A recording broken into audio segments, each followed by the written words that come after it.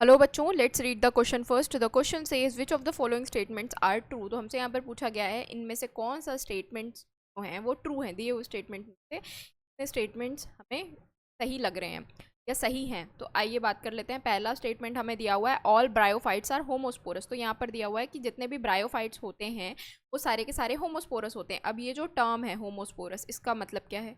इसका मतलब ये है प्लांट है वो सिर्फ एक टाइप के टाइप का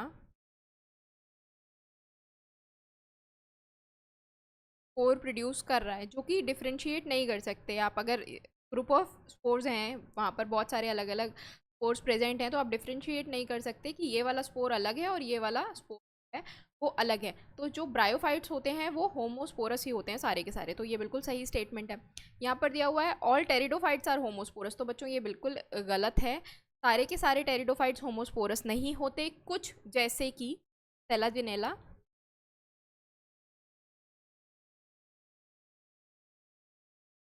एंड साल्विनिया,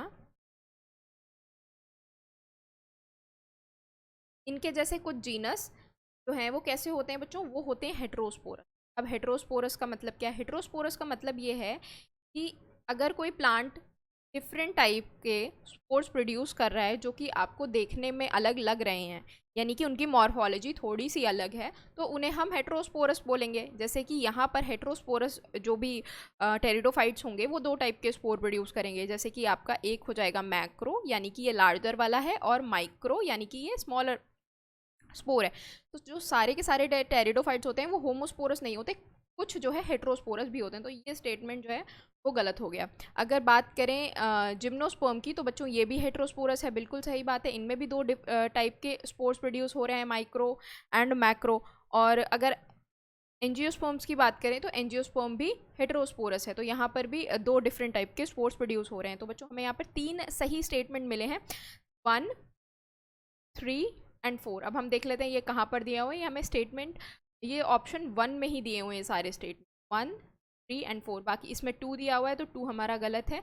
यहाँ पर भी 2 दिया हुआ है तो ये भी एलिमिनेट हो जाएगा, और ये यहाँ पर भी 2 दिया है तो ये भी एलिमिनेट हो जाएगा। करेक्ट आंसर बच्चों हमारा हो जाएगा ऑप्शन नंबर ए।